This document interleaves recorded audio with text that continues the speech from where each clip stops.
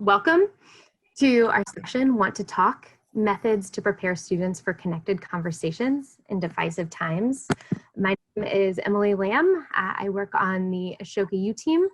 This session is part of a three-part series during the exchange of the next 2 days called the Working Across Differences track, which shines a light on a critical conversation for today's changemakers: toxic polarization and the approaches, ideas, and the community of educators who are fostering healthy, safe, and connected communities in trying times. This session has been made possible by the Fetzer Institute. Thank you, Fetzer. With a mission to help build a spiritual foundation for a loving world, the Fetzer Institute supports work in a variety of areas, including the health of our democracy, the landscape of spirituality and society, and in education. If you want to learn more, go to www.fetzer.org to learn more about their projects. And now I'm done talking. I will hand it over to our speakers today. Thank you so much for joining us and sharing about your work and the questions that you are also asking.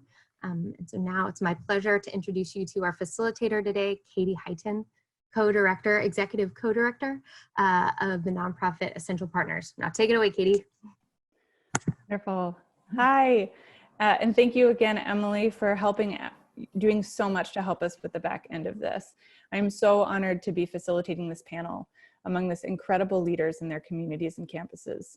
My name, as Emily mentioned, is Katy Hyten, and I'm the co-executive director of Essential Partners, an organization that's worked for 30 years to help support dialogue across differences in communities and campuses around the globe.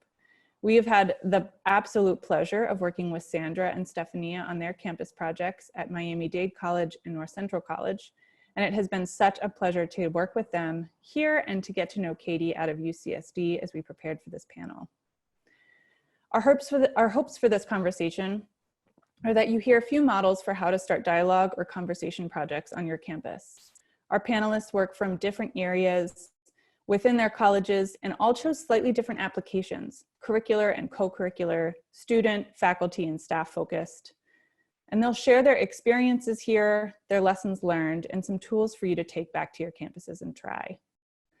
Finally, we want to acknowledge the unique needs of this moment and take a few minutes at the end of this panel for you to break out into groups and brainstorm ideas for translating these tools into the virtual space. In small groups, you'll have an opportunity to both hear from others about their ideas and share your own. We'll come back at the end for a short Q&A, and if there's time, a sharing out of some ideas you discussed in your groups as well. If you have a question you'd like to discuss during the Q&A, I'd love to invite you to message Emily directly.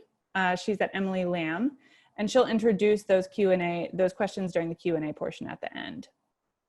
So, with that in mind, let's get started with the panel. I'd love to start by inviting each speaker to introduce themselves by sharing their name, their role on their campuses, and a short introduction into their projects. So could you all just share a bit about how your projects came about and what they were? And to honor time, I just ask that you keep your responses to about 2 minutes or less. And I will have my timer on in the background. So I will let you know when your time is up and would just invite you to finish speaking, and you're welcome to finish your thought. I'm just setting up my timer here. So on my screen, I have Sandra, then Katy, then Stephania for this question. Sandra, would you love to start us off? Sure. Hi, everyone. I'm really excited to be here with all of you today. My name is Sandra LaFleur, and I am the Director of Changemaking Education and Social Innovation at Miami-Dade College. We are located in South Florida in Miami-Dade County. We serve about 100,000 students, and we do this through our 8 different campuses and 2 outreach centers. We are the largest public institution. I think we still are so far, and we definitely have a very, very unique and diverse, we all have unique student populations. Ours is extremely diverse. And so the conversation of dialogue, or the notion of dialogue, is essential to how we get along and how we promote change making. At Miami-Dade College, our approach to embed change making education into our fabric is to go broad and to think about how we can help build the change-making identity of all of our students. And we do this by focusing on specific attributes that we've identified, and that's a whole nother conversation. The project that we identified for this grant, this opportunity, the Working Across Differences grant, was small in scope compared to the size of our institution. And it really brought home the opportunity for us to work with essential partners, which was phenomenal for us. And I learned about essential partners at a different conference, a different national conference where I heard Katy speak. And everything that we had imagined it to be is what happened. So we were able to bring essential partners training to campus, and we had 2 different days. One day was specifically designed for faculty who were interested, sort of our early adopters, if you will, those that just took a keen interest into understanding what deliberative dialogue could be like. And then the other day was for our staff, who also put on a lot of co-curricular opportunities and work with faculty to support civic engagement and change-making practices in our classroom. So our project revolved around essentially training our faculty and our staff. Thanks. Thanks, Sandra. It's always nice to hear about your project. Hi, everyone. My name is Katy Brecht. I use she, her, hers, and I work at UC San Diego in California. It is nice and sunny today, so I'm feeling very happy to be on this call. We've had some rain recently, which has not been so pleasant, but I'm excited to share with you a little bit more about our project and what we've been working on. So at UC San Diego, I am responsible for hosting community building dialogues. So we use a restorative model to host community building dialogues. And specifically what we worked on for this project was thinking about how do we get students out in our community to talk about politics and to talk about our differences and how we feel about politics. And so it was a unique undertaking in the sense that we were already hosting community building dialogues when we started this project, but there was some fear and some hesitation around approaching new topics where there might be vast differences and where people may not agree on many levels. And so that's kind of where we wanted to start. And that's how we jumped headfirst really into this project, saying, you know, we come from different backgrounds. We have lots of different things that we're able to talk about, but let's go for it. You know, we're taught from a very young age to kind of fear talking about politics with other people and not approach that as a topic. And we said, why? Let's do it. So that's kind of really what our project is based on. So we decided to add more community building dialogues on top of the ones that we are already offering, focused specifically on politics and the political divide in the United States, which is really what we've been doing. And something very interesting is that personally, I transitioned roles at the university through the duration of this project, which has been interesting for me as an individual. And we also hosted, so this year we've done 4, and we have 1 more coming up, which will be our first one online. So that will be a whole new world as well, but we're excited to see kind of how we can translate these conversations into the virtual platform. And that's really where we're at, and I'm excited to share with you more about what we've learned and how we're navigating our new normal, but also kind of what we've discovered through this process and how you can apply some of these techniques on your campuses. Thanks, Katy. Stephania? Awesome, thank you. Hi everyone, my name is Stephania Rodriguez and I'm the Assistant Director of Multicultural Affairs at North Central College in Naperville, Illinois. As a part of the Office of Multicultural Affairs, I oversee programming, initiatives related to bias incident response, and I provide support for our diverse student populations. So I'm excited to talk about our project and kind of how we're hoping to continue to move forward with dialogue on our campus. Our Working Across Differences project focuses on building programs and a campus training that addresses conversations on political and social issues, as well as help focusing on critical thinking. So this year, we've been able to focus our efforts in 3 areas. So the first one, we hosted an Essential Partners training on campus in the fall with 40 participants, which included students, faculty, and staff from across campus. The second piece is that we've organized dialogue events in partnership with faculty from the education department, as well as some of our multicultural student organizations, which kind of helped create some of our student and faculty buy-in.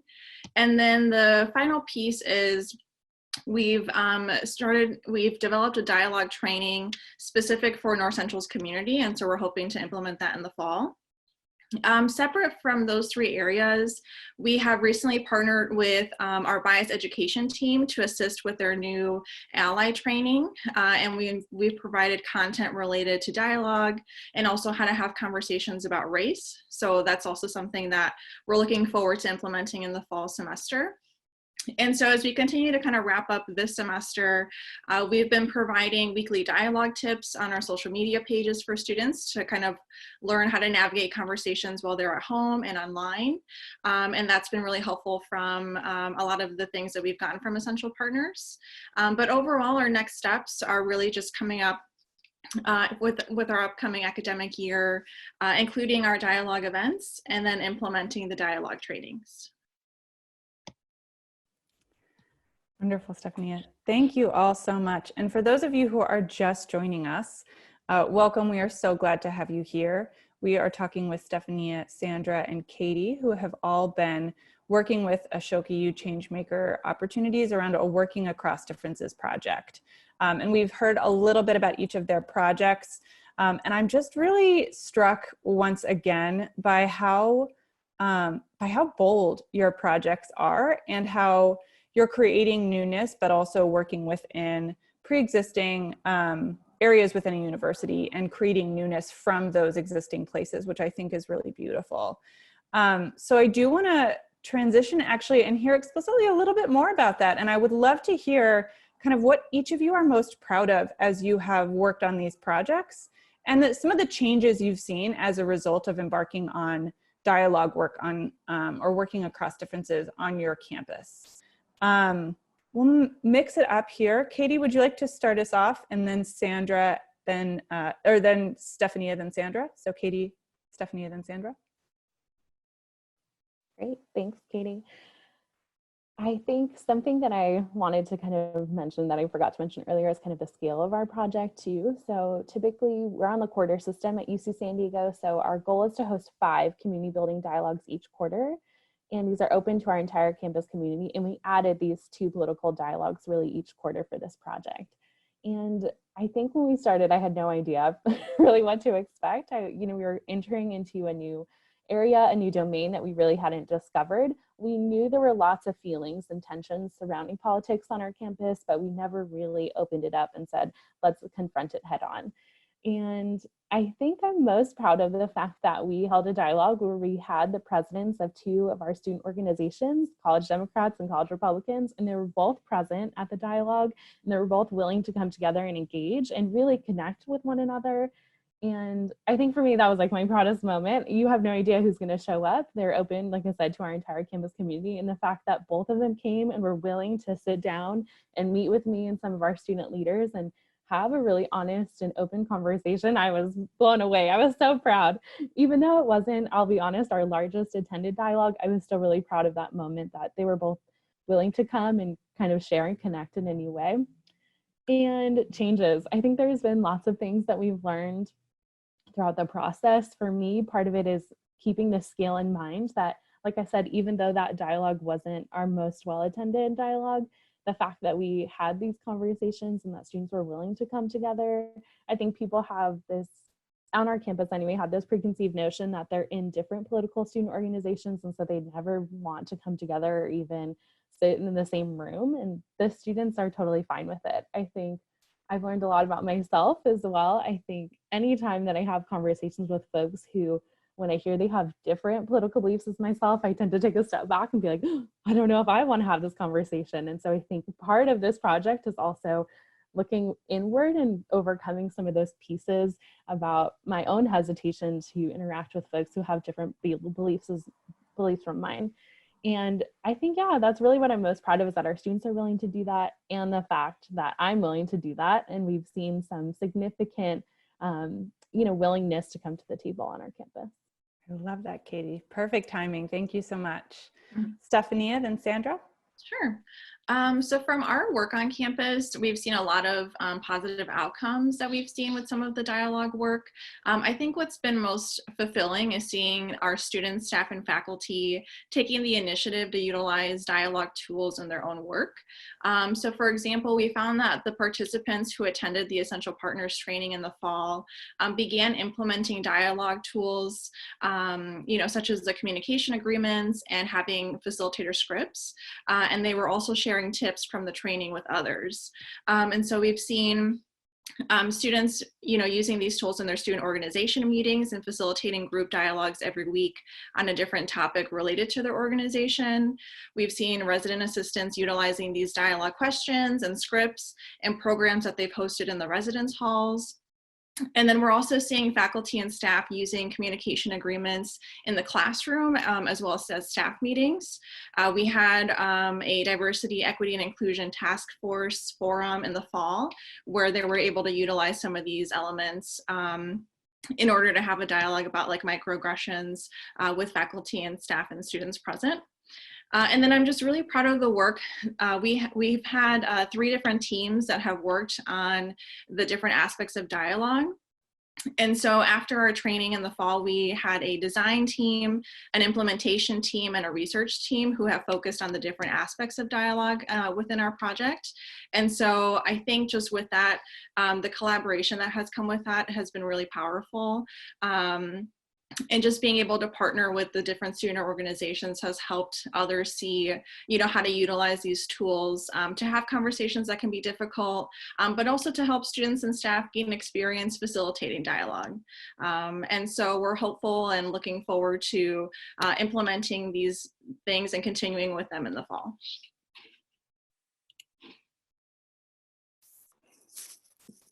Ready?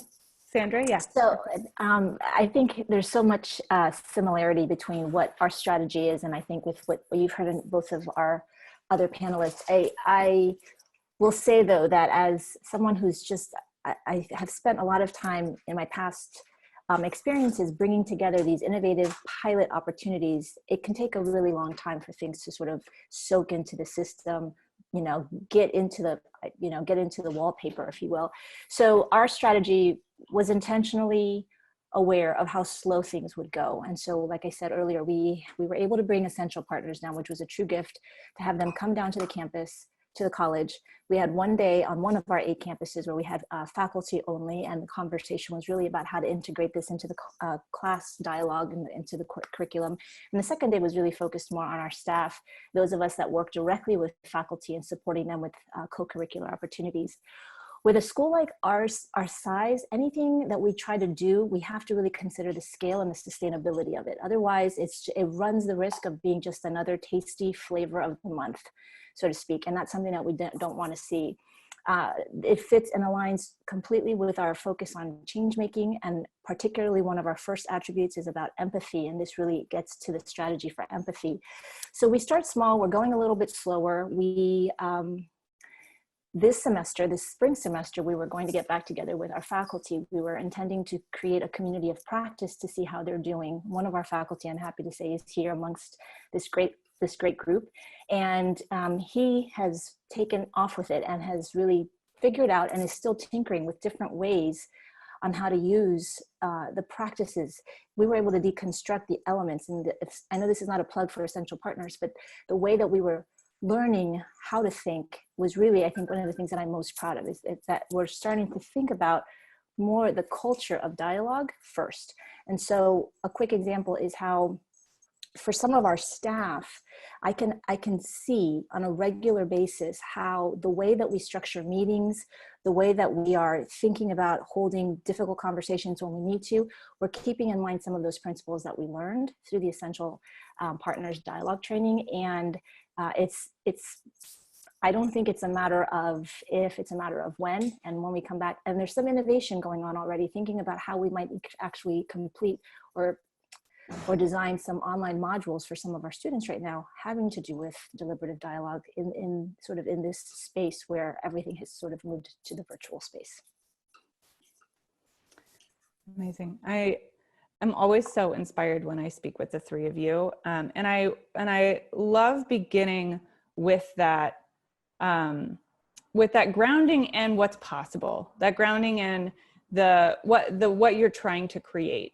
And we want to spend the last 2 questions of the open panel talking more about the concrete. So I'd love to begin by inviting each of you to speak to some of the lessons you've learned about what's worked and what hasn't worked. And then we'll wrap up by giving you all an opportunity to share some tools and best practices that you've used that might be helpful to others as well. So tools that they can take away. And then we'll move from there into the breakout sessions. So again, for those of you who are just joining us, we are talking about working across differences on college campuses and creating space for people to talk across differences. So let's move right into lessons that you all have learned about what has worked and what hasn't worked. For this, take maybe 2 or 3 minutes, and I'll invite Stephania to start, and then Sandra, and then Katie. Stephania? Awesome, thank you. So I think for us, in terms of our work that we've done, I think collaboration with others and having structure in our dialogue have been key. So in terms of collaboration, it's just been so crucial, partnering with our campus partners and performing this dialogue work. I've been able to partner with my colleagues in our Center for Social Impact, of our education department, as well as some of our students from the Black Student Association, Latinx Student Association, and Residence Life. And so I think because of our structure in our campus, we are so connected, and it's just been really helpful. We've been able to delegate dialogue work through these different teams that we created, but it's also been helpful empowering the student orgs to take the lead in some of the planning aspects in our dialogue events. I think it's also helped create some of our campus buy-in, and we've received support from our students, staff, faculty, and we're always constantly getting feedback to constantly improve, and maybe just learning about the input in terms of the types of dialogues they want to have on campus. So for example, after each of our dialogue events, there's a survey that is distributed to the participants, and so we get to learn about what they enjoyed about the dialogue. Are there things that we can change or improve? And so I think when we are collaborating with so many different campus partners, just being cognizant of not exhausting your resources and just making sure that the members who are going to be on the different teams, or that they're going to be able to engage and have the time to put into the group work, I think is important. And then the second piece, having structure in our dialogue events has been helpful. One thing that folks have enjoyed is leaving our titles out when introducing ourselves in dialogue groups. So students and staff have really liked this because they've shared it helps everyone feel like they're at the same level when having conversation. And then I think it's been helpful meeting with those involved in that have helped plan our dialogue events, run through our facilitator scripts and dialogue questions just so everyone's on the same page. And then I think it's also important to just, scheduling the time to determine your dialogue topic, narrowing down your good dialogue questions, but still at the end of your event, inviting folks to keep the conversation going and just sharing that experience with others. Thanks, Stephania. Sandra, then Katie. Major lesson for us, I think you heard me say this earlier, starting small. There's no shame in that game. I think it's important because what we wanted to do was build, carriers of knowledge. We wanted to build, subject matter experts would be a bit too much, but really, go with the passionate, interested individuals who have a vested interest in this and are willing to prototype, pilot, test in different ways the work itself, deconstructing it the way that matters without obviously harming the essential and taking away from, the critical core of what we are learning through what we're doing here. But starting small, I wrote, don't worry about hitting large numbers right away, because I think for us, it's really about building capacity from the inside and hopefully seeing that. And that's what we're starting to see with, and we'll talk a little bit about the culture of dialogue and what it means to see when staff can practice this, when they think about calling forth some of these practices in the way that they set up meetings or in the way that they want to engage in conversations. That's when you know that this is sort of becoming a mindset of the way that we're looking at this. So thinking about how to achieve deeper understanding, so that I always repeat something that my favorite quote from that training was, we want to be heard and seen the way we want to be heard and seen.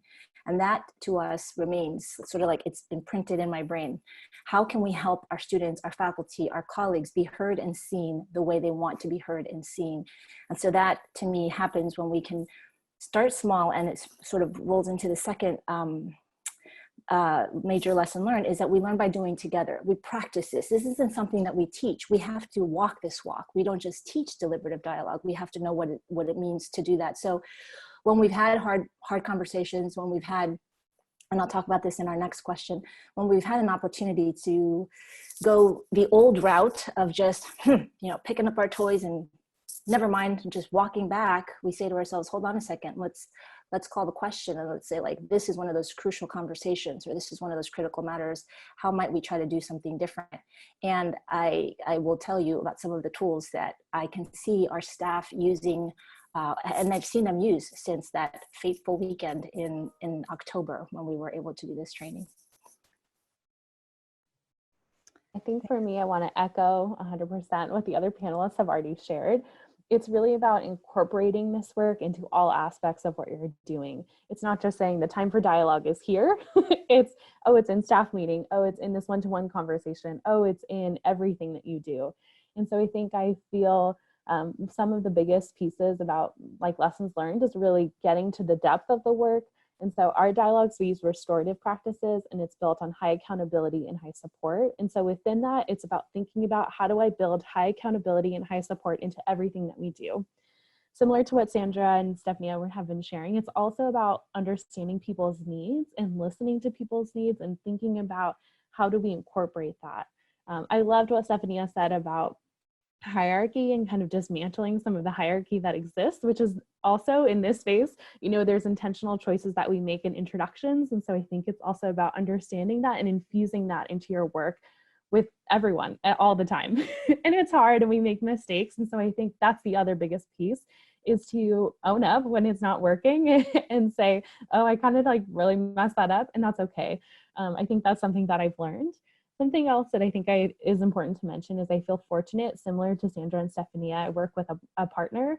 And so we work with the National Conflict Resolution Center at UC San Diego, and they help drive some of the work that we do. And so they're our partner all the time. And so things that have been working is collaboration. We have been infusing our restorative dialogues into everything, everywhere that we can get in, basically. And something that's worked really, really well is we have students in our leadership program, and our leadership program is fairly large. There's about 1,000 students that take part in our leadership program on our campus. And so we incorporate restorative dialogues into the leadership program. And it's been a really successful partnership.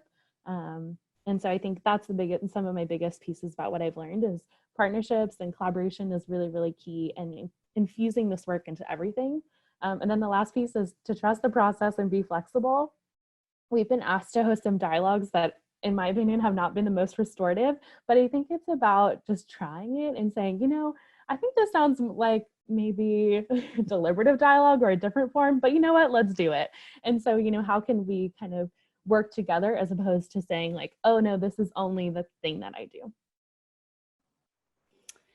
I love this. And it's so interesting because oftentimes when I teach this work, I talk about the blend of confidence and competence that's important, that you have to both have the willingness and the commitment to say, yes, I'm going to try this, and I'm going to fail sometimes, and I'm going to learn. And I also need some skills to be able to figure out how to do that and how to make that work. What I hear you all saying too is that there's this other glue that comes from partnerships, and it comes from buy-in, that it just takes a long time to kind of get it up and going. And I want to kind of wrap up the panel section of this by giving you an opportunity to kind of take that to the much more practical level, especially for folks who are just thinking about trying this work. Because it sounds, I can vouch that it is a lot of work to begin projects like this, but there are also some really practical tools that you can embed. And so I want to wrap up this section of the panel today by giving you all an opportunity to share some of the tools and best practices that you've used that might be helpful for others as well as they think about embedding dialogue or communication across differences into their work. And for this last one, Katy, would you like to start us off, and then Stephania, and then Sandra? And if you could keep your responses to about 2 minutes or less, that way we have about 10 minutes in breakout groups. Sounds great. I wish I was in my office in this moment so I could kind of pull out with the physical tools that we actually use that are not with me at home. I would highly suggest we use a couple of books. They're called like the little books for circle practices. There's one for restorative justice on colleges and universities. I think those are key. Those are huge tools that we've used to help kind of build. We make our students, so I work with a team of students who help facilitate these dialogues. we call them dialogue ambassadors, but basically they're student leaders who facilitate these dialogues, and we make them read the book. So I think those are huge tools that we've used. Other tools I think is, yeah, acknowledging kind of the work that you're doing. And yes, I can see, I actually might have it in the garage. I can see if it's in there, but the book is called, I can drop it in the chat too, but it's Circle Processes. And then there's another book, and they're both these, they're called like tiny books or small books, and they're fairly quick reads, they're about 90 pages. And the other one is Restorative, I think it's Restorative Justice for Colleges and Universities, are the two kind of main books that we make our students read because they're paid student leaders. They're paid positions. But I think that's a big one. I think other tools that we use are acknowledging this work. Restorative work comes from Indigenous peoples. And so I think acknowledging the work that we're doing and acknowledging Indigenous peoples in our San Diego community, in the United States and around the world, and the work that they've contributed and how we're using this process now, I think is a huge piece. Other things I kind of mentioned before, but yeah, trusting the process. I think for myself, part of it was understanding and buying into it myself. You know, I think when we started our dialogue project, we had no idea where we wanted to go. And so I think trusting the process. And also one of the other components is a focus on storytelling. And so making sure that these pieces are accurately infused in the work that we're doing. And time, I would say that's a huge tool, is needing time. And then Stephanie, oh yes, Stephanie and then Sandra. So I think for us, what's been most helpful in terms of dialogue tools are communication agreements, having dialogue scripts for your facilitators, and also being mindful of the spaces where you're having dialogue. So we learned through the Essential Partners training, kind of like the structure of communication agreements and having scripts. And basically the communication agreements are a list of guidelines that everyone can agree to adhere to during a dialogue, and they've really helped set the tone before we get started for a meeting or any of our events. Having a dialogue script for our facilitators has also been helpful because it keeps our conversations on track, and it gives participants in the dialogue to kind of have the time to process each dialogue question by giving them the time to reflect and then sharing out. And then I think it also allows for everyone enough airtime to kind of share and kind of just keep the conversation moving forward. Having these scripts has also kind of helped us provide consistency in language for each like breakout group, so that participants have a similar experience across the board during our dialogue events. And then, like I mentioned before, just being mindful about how you're setting up the space when you're having dialogue. So when we had our fall training, and we've been doing our movie dialogue events, we've provided meals, we've set up the tables with like tablecloths, decorations, just trying to make the room more comfortable and welcoming. We'll play like soft music in the background as people are coming in, as they're introducing themselves, just really to kind of set the environment that this is like a welcoming and open space for conversation. But really those three factors have really helped us set the stage for our dialogue on campus and what folks can expect when they do attend our events. Great. So for us at MDC, I'd say that, again, the practices that I'll probably talk about right now are more used in internal staff meetings so far. So I think one of the ones that I find to be, that has a lot of staying power, is a tool that we got to understand better during our Essential Partners training, and it had to do with structures. It's just really deconstructing the notion of how you set up an introduction or how you set up any conversation in terms of the beginning really sets the tone for what you're going to want to promote and what you're going to want to prevent, which was like mind-blowing. So something like having some equity, if equity is an issue, if that's of value for you, how are you setting about this introduction structure so that you can promote equity and prevent anything else from happening, prevent someone maybe misunderstanding and thinking that you have a favorite in the crowd, or that you're giving someone else too much time and you're not letting her speak, or you're not letting him say his piece. So just, it's really a way of thinking about how we set things up. Just earlier this morning, where we have an important meeting coming up on Monday with some of our faculty, and we sat and talked about what do we want to get out of this first part of it, and let's just deconstruct that. Another one, one of the staff that was in our second day training he has his own team, and I actually carry this inside a notebook that was one of the notebooks that came home with me when we were all scurrying off of campus. And this is everyday agreements for tough conversations. And everyone, essential, this is part of their kit. Again, you guys, I don't mean to do a commercial for them, but there's a whole page of these cards, and we cut them up and we carry them around, and we try to encourage that if we are not comfortable having these kinds of conversations, how can we role model this for our students? And this is, again, not something that we teach, but something that we believe in. It's in the mindset. And I think the third one that I just mentioned is, again, it's a technique. I call it the pause and breathe, which is, after everyone has an opportunity to speak their mind or to respond to a question, just giving an opportunity for a space to exist before the next person speaks. It sounds crazy simple, but it is so extremely powerful to feel that you are the first speaker in that moment, that you're not piggybacking, you're not riding on someone else's ideas. So it's those kinds of tactics and techniques that are simply profound and in simplicity, really, but really go a long way in trying to establish and enact the values that you want to hold when you're thinking about deliberative dialogue practice. Thank you, Sandra. Mm-hmm. And thank you all for sharing your stories, your honesty, and your wisdom with the folks here today. I actually want to honor that and just take a breath really quickly before we move on to the next section in honor of what Sandra reminded us all about a moment ago. So just want to encourage you to just take a pause before we move on.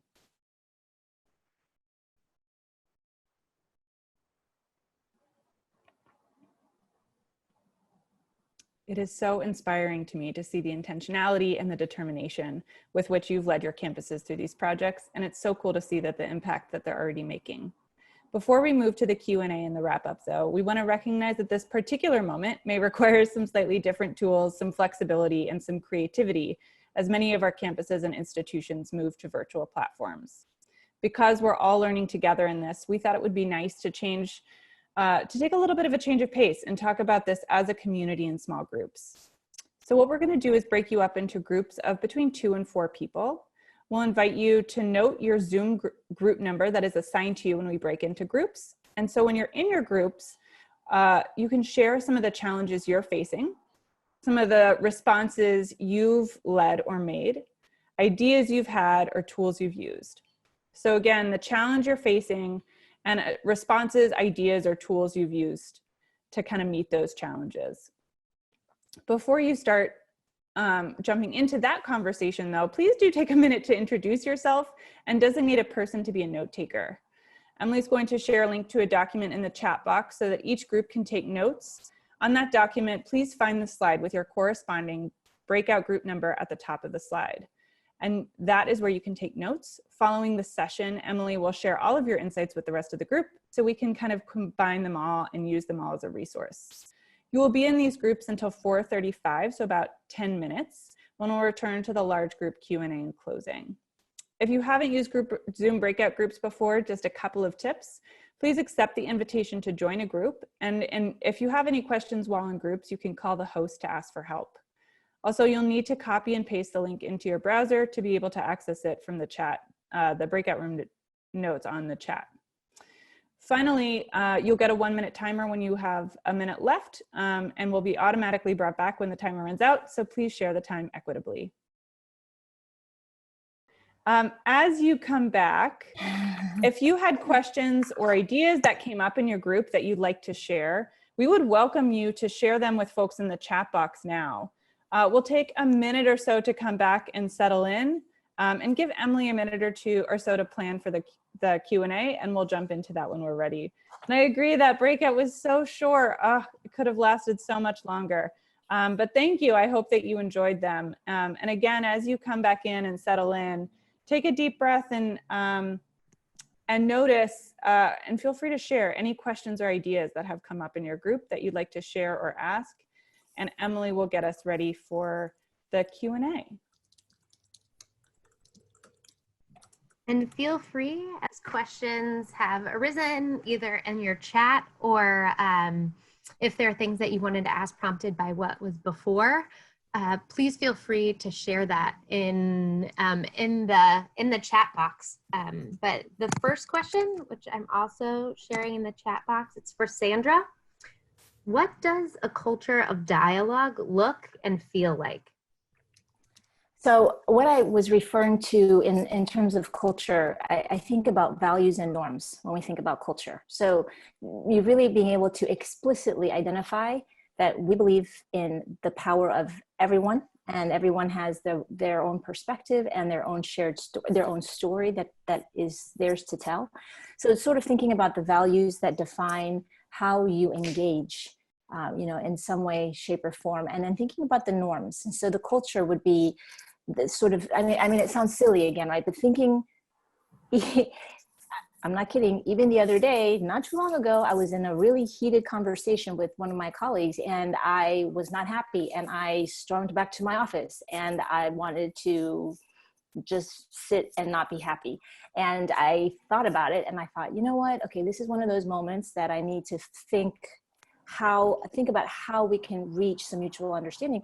And it's just a reminder, this is something that happens to all of us, but it's sort of the practice, right? Culture for us is about being mindful and calling it out and saying, hey, I know I've seen some of our staff, at least in one of my teams, I've seen them call out a practice that we learned. We all learned together this practice.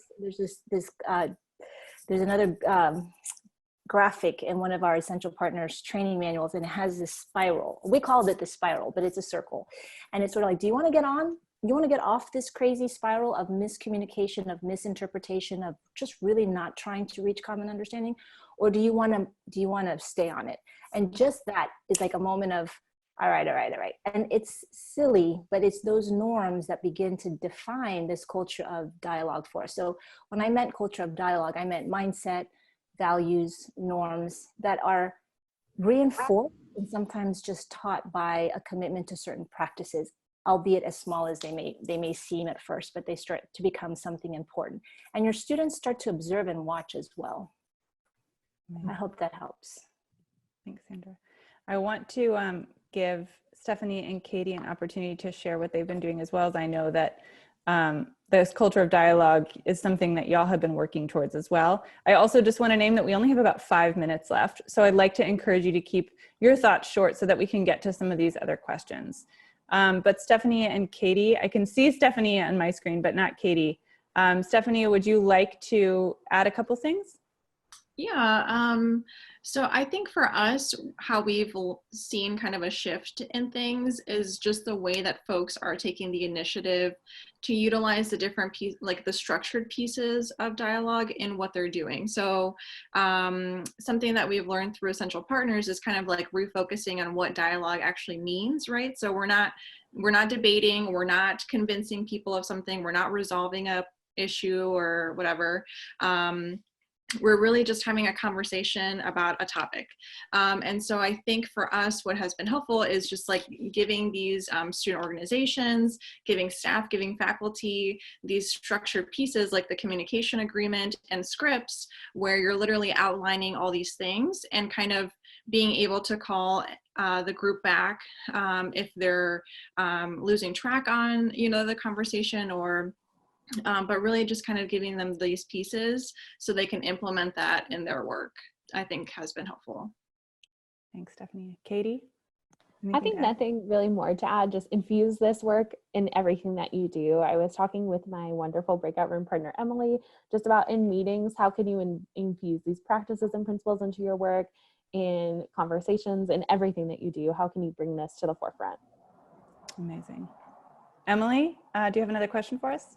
Oh, I have many. Thank you for all the questions. And if folks are open to it, we have a lot of good meaty ones if folks can stay a little bit longer. But the next question that we got from Lynn Foster was just curious to hear an explanation of like, what exactly is deliberative dialogue? How would you explain that?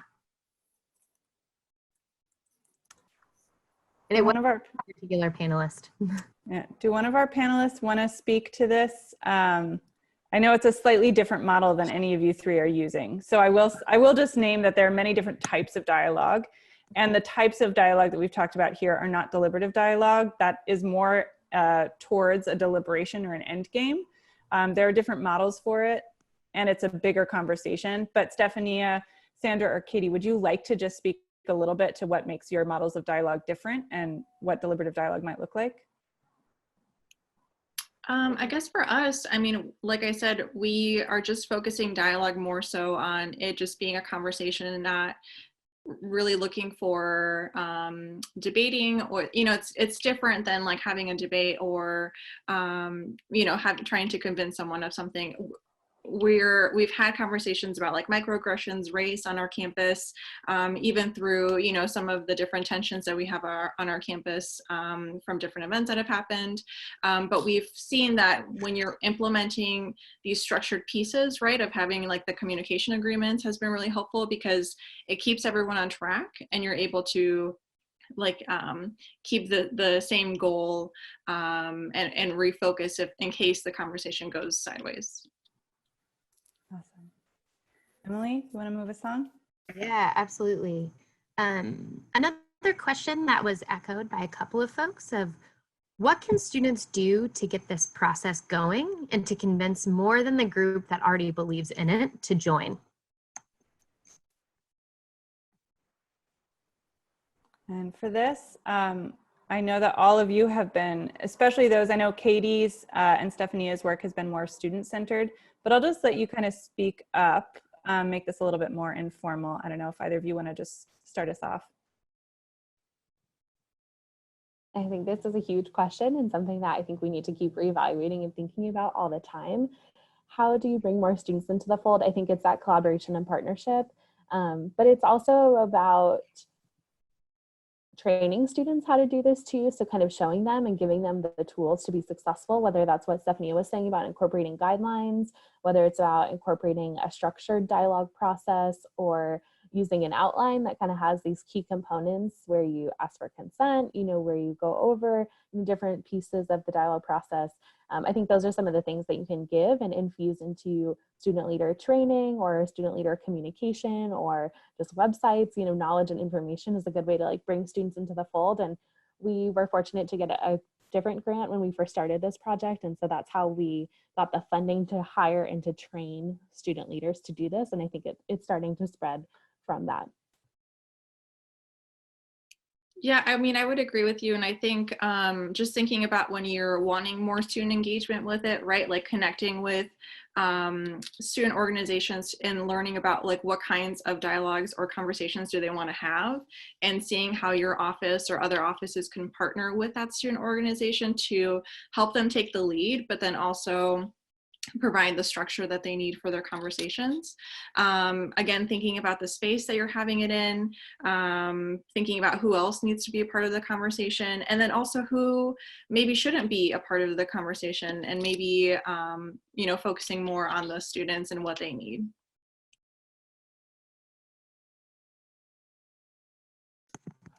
Emily, do we have time for one more, or how would you like to manage this? Yeah, I think for folks who, panelists, if you have time to stay on, we'll just do one more question.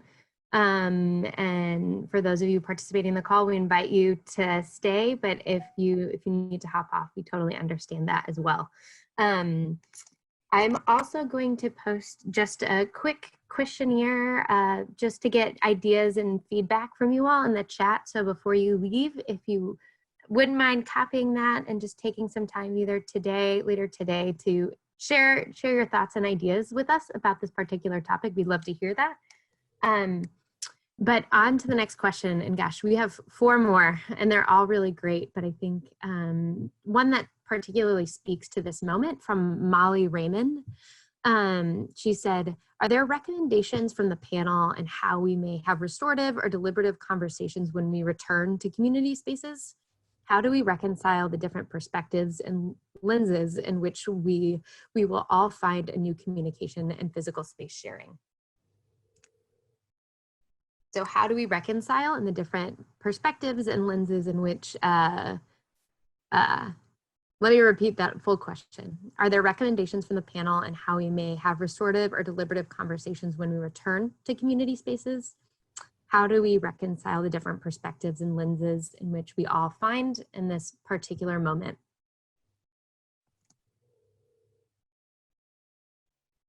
And the new normal. And it was open for any panelist to speak into.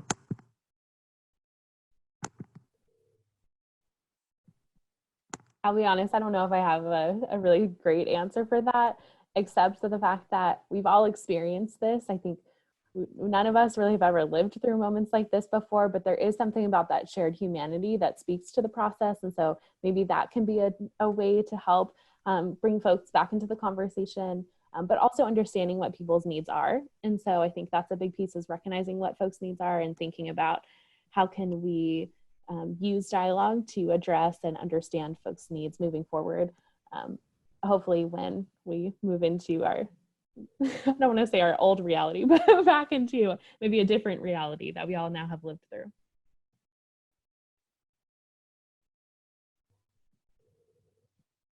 Stephanie or Sandra, anything to add on that? I don't know, but I think it's a very important and timely question. I think that we can start to see the different perspectives even every day as the news comes on, like how even this situation continues to polarize us. I don't know. I don't think I have enough experience with our institution to see how we can do that, but it's a great question to keep in mind.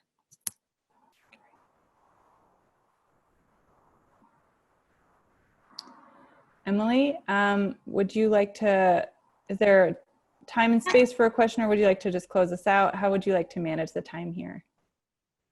I think we will close out for today for the conversation that we've had. So maybe the panelists can stay on a couple more minutes in case there are any other burning questions that came up, but really just a lot of gratitude to all of you who participated, who were bold enough to go into the breakout groups and have a conversation, and to share your really important questions on this topic that is just so relevant, not only because of COVID and what we're experiencing now and this question of dialogue, but in the political sphere and the entire sort of moment in history that we find ourselves in. And so I think this is the beginning of a conversation, and invite your feedback, like I said, in the survey, so we can figure out how to continue that conversation with all of you in this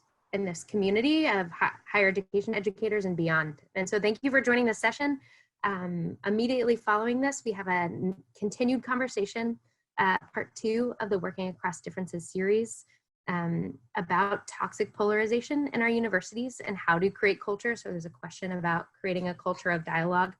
And so exploring that topic much deeper with 3 other university leaders from around the world. So thank you so much, and have a great rest of your day, no matter where you are. Thank you.